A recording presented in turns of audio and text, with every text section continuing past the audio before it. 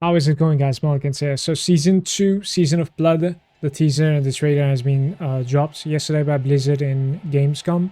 And if you would like to get more information about this, the link is going to be down in the description, as well as it's going to continue, contain the trailer as well if you would like to watch that.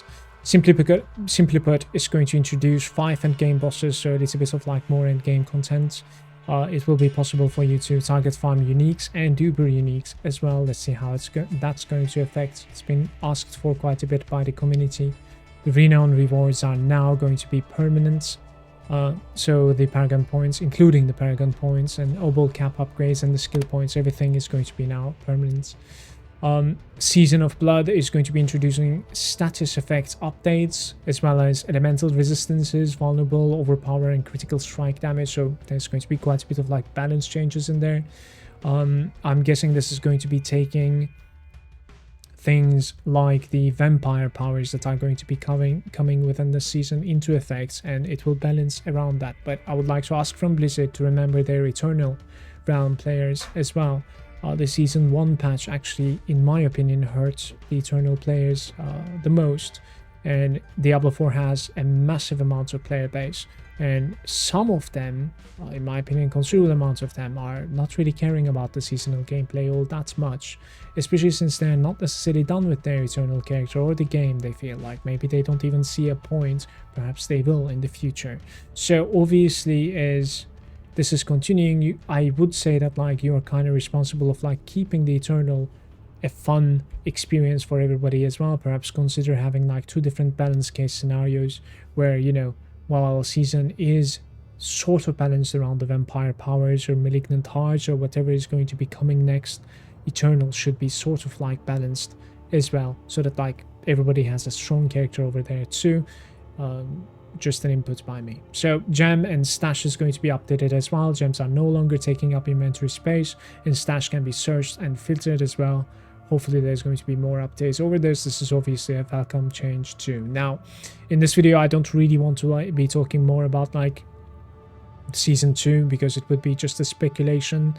This is the information that we have. If you'd like to read this, it's on the description now, the link. Before jumping into anything, this video right over here by Vudio, Diablo 4 bad is the new meta. I'll link this in the description as well. What the game needs. This is a really good video right over here. It's a little bit long, 33 minutes.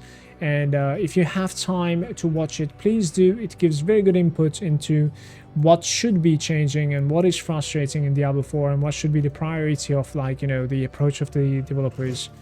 All right, so the first thing that I'll talk about is going to be the aspects. The aspects in the game, they're items right now. When we extract them in the occultist, they can come out as an item. It is very difficult for me to keep track of this. I don't necessarily remember which aspects I have stored. They're going to the stash. They will have to go into the stash. It's incredibly easy to like just fill up your inventory first and then start depositing them into the stash. And every single character has a different aspect almost. Some of them are shared. Yes, but again, it is almost impossible for me to not only remember which aspects I have. On top of that, I don't even know which aspects I have the max rolled off. So in the late game, there comes a point I start basically extracting all the max rolled ones, but some of them I have like 5 times off. It's impossible to keep track of how many of those I have. You know what I mean? I'm being punished for finding something good in the game. You understand? So why am I punished for finding something good? And sometimes I have this awkward decision to make. I'm sitting right next to the NPC of like salvaging, and I'm like, do I take this out? I don't remember if I have this before. Maybe I have 4 of them. Like, you know what I'm trying to contemplate? I found a good item there. It's max rolled aspects. Blizzard, why am I contemplating salvaging it? Because I don't have room. Why are you making me this? Why are you punishing me for finding something good? It's a good aspect. It's a maximum rolled aspect. Why can't I just be happy about my finding? Stop punishing me for what I find. So this is going to be my entire point. How to fix this? You will have your way, but my suggestion would be obviously implementing it into the codex. If you would like to keep the charges, feel free to keep the charges. If I find 1 maximum rolled aspect of control, when I take it out, let it go into the codex, immediately I can click my codex and I can see that like I have 1 charge of aspect of control specialized. I click on this, it shows me my role, and I can use this on an item of my liking. And at the same time, it's going to save me from basically creating so many mules like this one right over here. I have an aspect mule over here. I have a pack mule over here, the second character right over there. As you can see, aspect mule, pack mule. I'm sure I'm going to be having a third necromancer for another mule to keep these aspects too, because this is what happens to the game right now, and it's not good.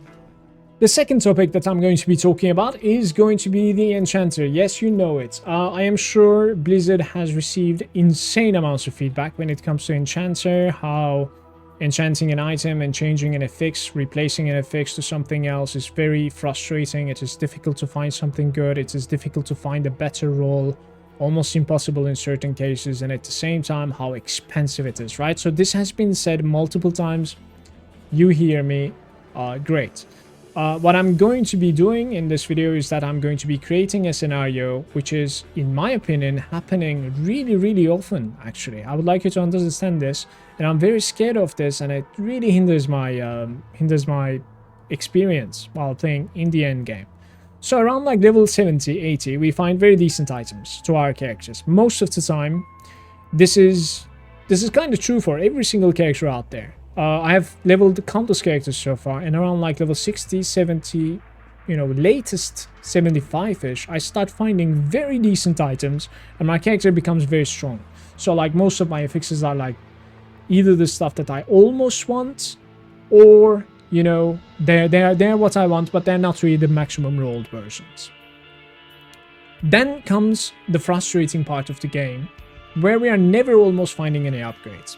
And this is kind of correlated to the enchanting system as well.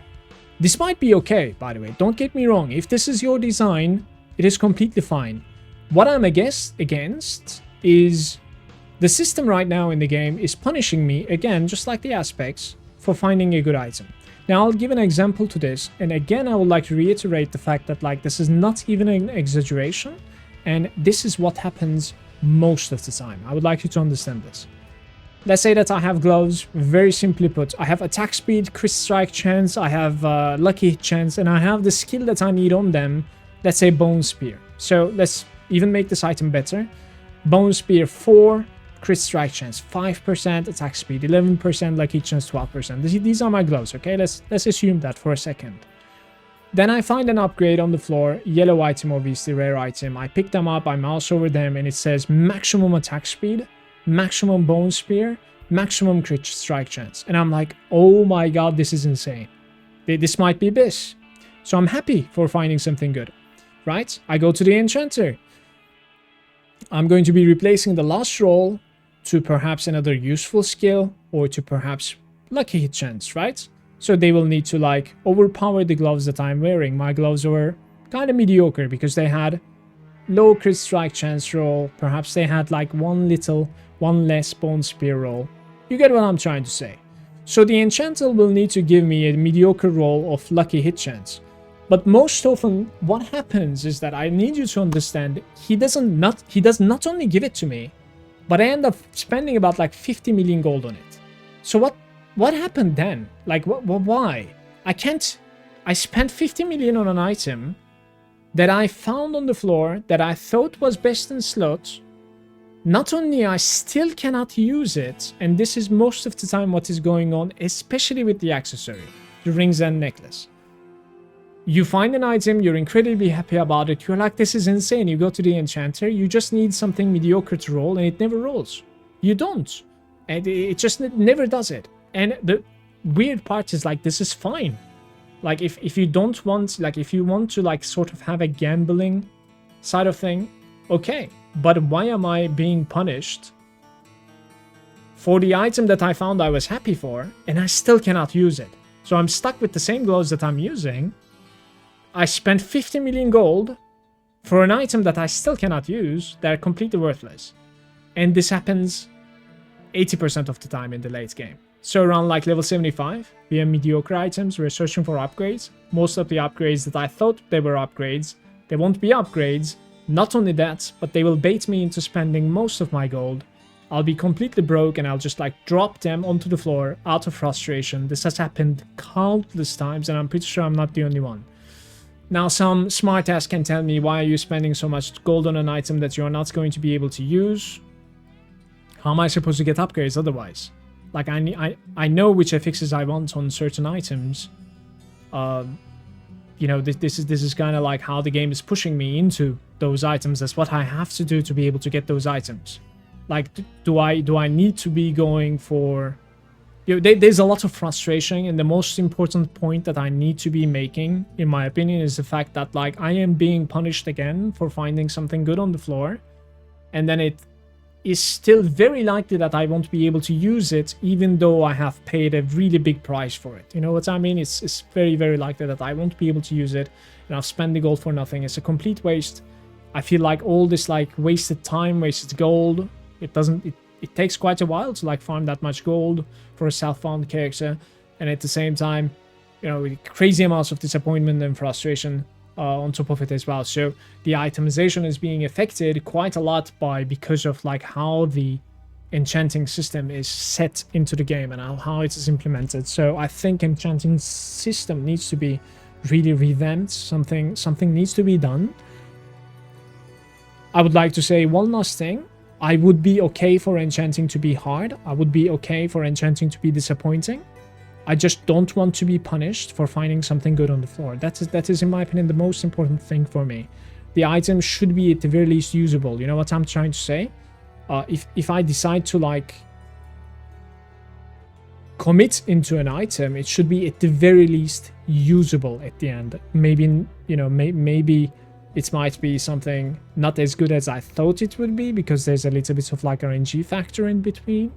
Alright, so my next point is going to be about the horse. What I do believe the horse needs is the horse movements. That needs a little bit of auto-pathing. Maybe it should, like, try to continue its movement towards the cursor somehow, instead of, like, you know, stopping on the edges. I hope this is something that can be implemented, because I think most of the frustration is coming from, like, those random stops and, like, stutters and rubber bands that is going on with the horse movements. The turns are, like, a little bit clunky as well, and also, like, there's a lot of, like, distance control with your, like, cursor, especially with the mouse. I don't know how it feels with the controller, but with the mouse, like, how the speed scales depending on, like, how far your cursor is from the middle ground kind of makes it really, really weird to be running southern side of your screen. So apart from that, those jumping places, I think, needs to be fixed as well. There's, you know, just let the horse jump every time. Why are we still dismounting? And then we're suffering a 10-second cooldown. So when we dismount on purpose, I think we should be able to mount up again in no time, right outside. I do believe that, like, it is 10 seconds cooldown, even if we, like, dismount on purpose right outside. That doesn't really make so much sense to me. Let me just go out and make sure that is the case. Yeah, 10 seconds. Why I cannot, like, it doesn't make sense. I'm punishing for, like, dismounting? Why? Why? I'll talk to you about, like, a little bit of an exhaustion that this game is bringing to the table, that the other ARPGs are doing a good job at not doing, or perhaps they're kind of rewarding you a little bit more when this period of the game comes that I'm going to talk about, so that, like, you're kind of looking forward to it. So what's happening in Diablo 4 is that, like, I think we're either looting too many items, but we have a big maintenance period and it's too frequent. So the period where, like, especially in the late game or, like, mid game, where you're, like, you know, doing nightmare dungeons or, like, level 70, 75, after every single nightmare dungeon we need to go back to the town, and we have at least four different spots to, like, hit, which is basically an enchanter. If he finds anything, something decent to, like, extract the aspect of, and then we need to go to our stash to store something, perhaps we need to go to an NPC to sell our stuff, and then we need to go to the you know, blacksmith to salvage and repair as well, you know, assuming we didn't have to go to the jewel crafter or the opals. So this maintenance is already quite expanded, in the sense that, like, we need to travel, and every single town has a different layout. This is kind of causing us to not want to do it, but I do understand the point of view of, like, you know, having an open world game, so different towns are important, so we don't have housing and, like, every single NPC is right next to each other and whatnot. Like, this is fine, I don't mind this. Then in this case, though, this is a little bit exhausting in the long run, and playing, like, 8 hours, you're not necessarily looking forward to doing this every single time after, like, a small period of, like, Helltide or like every single nightmare dungeon. So the stuff that I'm going to be talking about is mostly related to this period, and we need to, I think, make this less frequent, if not more rewarding a little bit. So when we are going through this maintenance period, I would like this period to be a little bit more rewarding for me, so that like I kind of have more hopes about looking forward to this. Don't get me wrong, I don't believe that the game is like not rewarding or anything. I'm okay with like the pace that like my characters are progressing right now. As I have said before, especially in this section, that like around level 60, level 50 to 75. In the late game, maybe it is a bit harder to find most of the stuff, but I also do blame the Enchanter for this for the most part. I'll give an example from Diablo 3, for instance. In the very late game in Diablo 3, when I'm like spamming greater rifts or normal rifts, I didn't necessarily need to collect everything is one thing. I kind of knew what to collect, and at the same time I wasn't necessarily in need of the gold that like those things that I left behind on the floor, right? This is another thing, a very important thing. And so I was like able to just collect the stuff that I know that might be, you know, useful for me. And at the same time, I only needed to do this maintenance period like once every third greater rift, I want to say, or maybe even, you know, every fifth, depending on like the number that I was running, how much loot was on the floor, etc., depending on the difficulty, etc. So all these things said, so how do we make this happen in this game, right? So the stuff that I'll talk about is going to be kind of reflecting onto this. Like why I'm talking about this is because of this maintenance period. I think is very putting some like exhaustion on the player. So I think we should stop seeing normal items in World Tier 3, and we should stop seeing sacred items in World Tier 4. There's no point seeing them other than like creating a little bit of you know, gold generation or whatever. Sure, if you want us to generate that amount of gold, let us see that gold on the floor instead, and that will be an auto pickup, and it will kind of give like more auto pickup incentive as well. I didn't necessarily understand why gems were absolutely worthless. Same for Malignant Hearts, they're 1 gold, I think. I also want to say the potions, the elixirs, they're 1 gold as well, if I'm not mistaken. Yeah, they're 1 gold each. So stuff like this can actually have like very good gold value as well, so that like you can also pick them up, and at the same time you can sell them to the NPC if you would like more gold as well, for sure. I'm not asking for like better loot whatsoever, definitely not. I like the pace of the progression in the game right now, apart from enchanting, as I've said it time and time again. And just seeing less loot overall, or seeing like just implementing on top of this, my next basic topic is going to be item filter, implementing something that I can recognize which item is going to be the thing that I need to mouse over to know, you know, if it's going to be good or not, is going to already create this like environment where I'm going to be looking forward to doing the maintenance, or at the very least I know I won't need to waste my time. So let's talk about item filter a little bit. So I would like the item filter to be implemented in a way that like I can easily tell the game that like I'm looking for boots, but I don't necessarily think that they're worth looking at unless they are ancestral and they have maximum rolled movement speed on them, or at least very close to maximum rolled movement speed on them. So let me just immediately have the rest of the stuff that I collected just marked as, you know, trash. So I think you can like press space to mark them like as junk, right? So when I loot this item, if it's not like I can dictate my filter to mark them as junk. If it's not fitting my categories, I should be able to do this. I think that's going to be incredibly speeding up you know, our way of like approaching this maintenance period, I think, if it's done right 100%. And at the same time, it will we should obviously be able to like see them on the ground if they're going to be worthy or not either. Maybe like some sort of an indication where, you know, it's highlighting the stuff that we are searching for, or you know, just regular drops not being highlighted, just regular showing. When we know, when we mouse over them, we know we're kind of collecting junk just to be able to sell or salvage.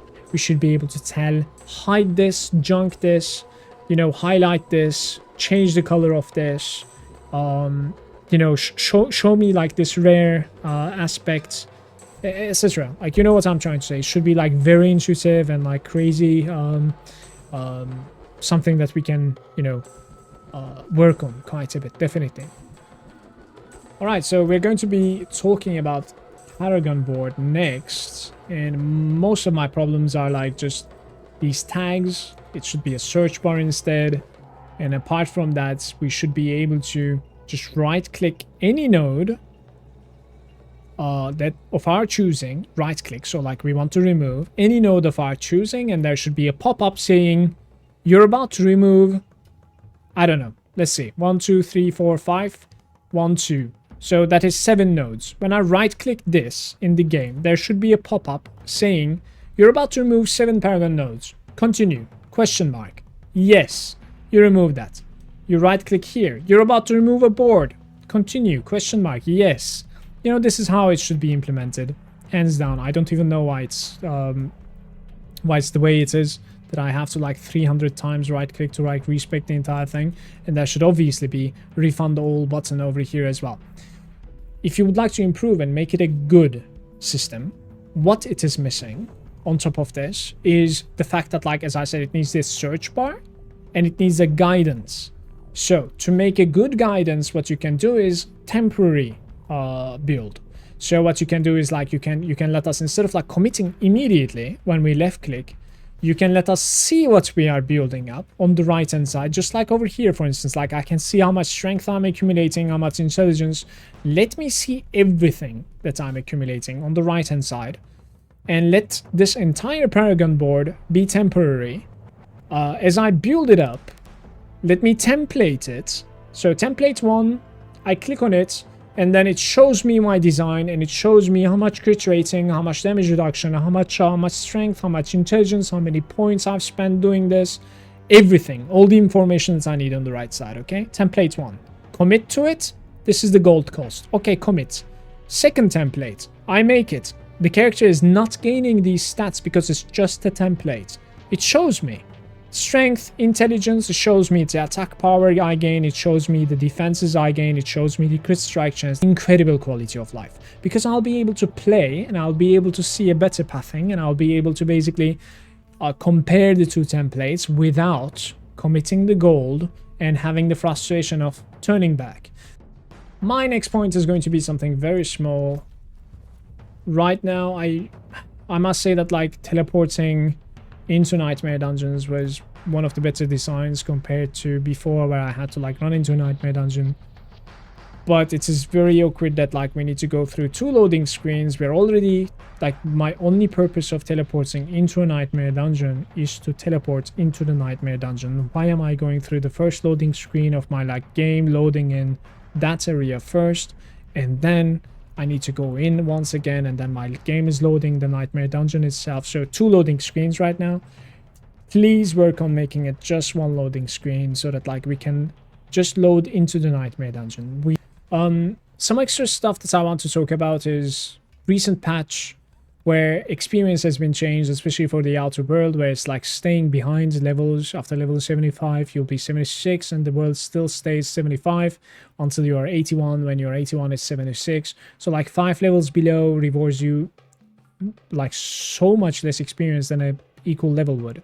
Blizzard's approach to this was because they have received lots of criticism where, you know, your character levels up but the monsters level up, so they scale, and it's still the same monster. Even though you leveled up, the same monster is difficult, if not more, in certain scenarios actually, which, you know, is the really good criticism, to be honest with you, really good feedback.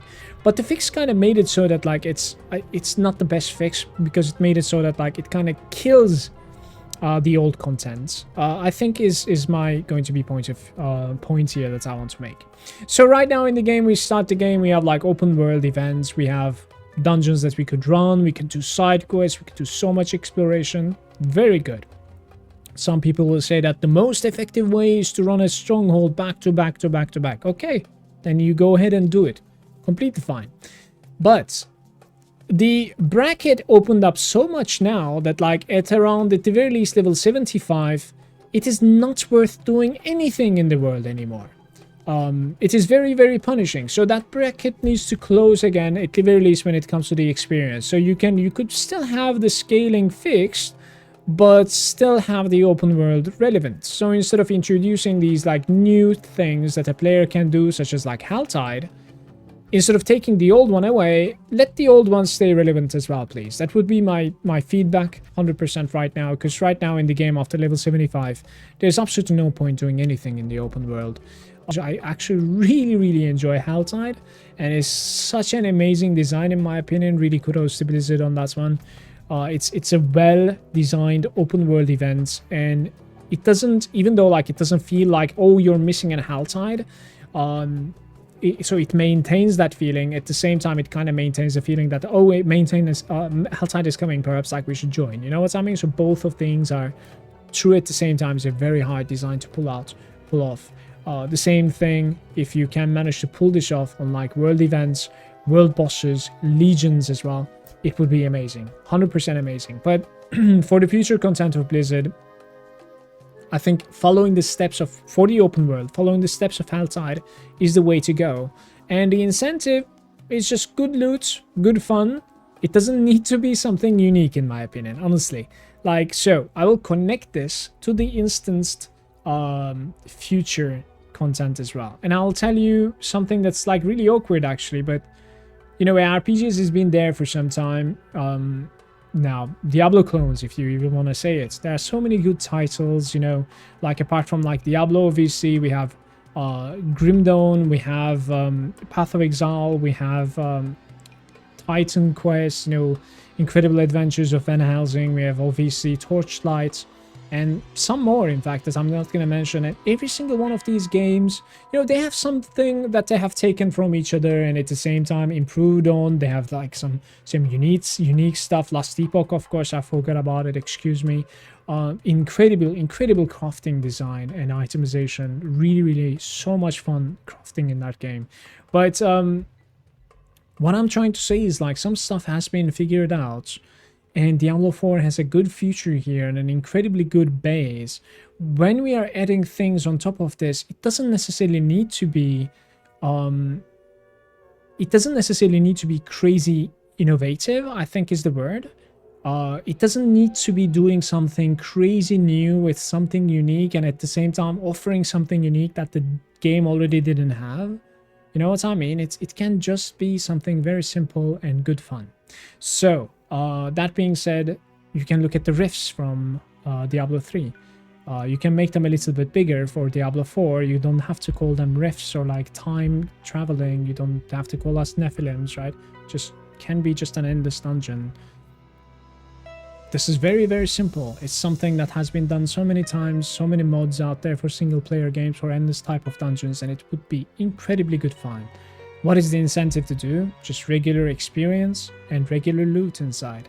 Let us just go in there.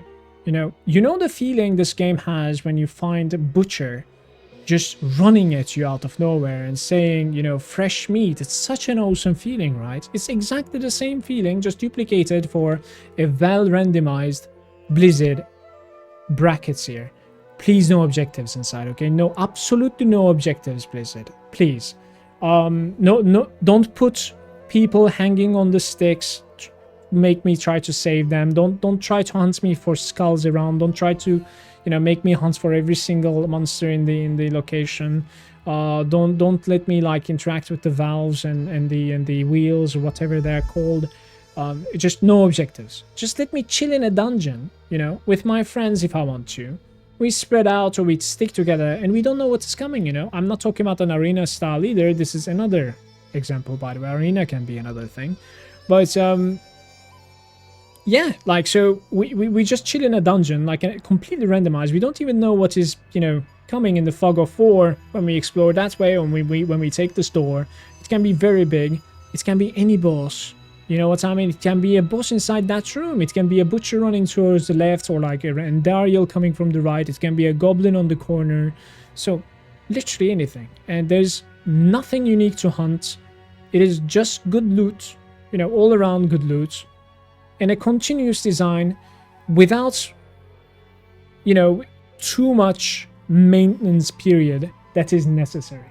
Because there's too much breaks right now in between the spam of like, you know, killing monsters.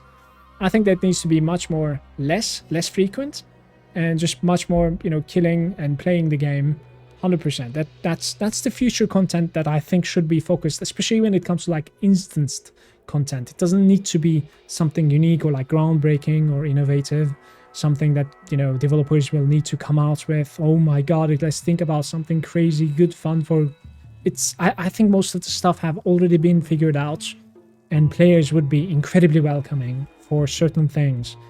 My example was this, but like it can be so many different things that has already been played in any other ARPG, and they're trying to do it right. You could definitely do it right over here as well, and I've given examples from like Diablo 3. Perhaps you could look into Diablo 2 as well, which Diablo 2 is actually like, you know, much more of like a spamming a boss kill for like targets as farm or just like better loot. I think Diablo 4 is going to be bringing in this a little bit, it seems like, within the season. So this was a long video, and I'll be honest with you, this was actually pretty difficult for me to make, because I have like multiple takes, and I'm not that good at English either, and I want to like try to make my points clearly. So that being said, thank you so much for watching. I really hope the video was entertaining at the very least, if not useful. Peace out. Take care.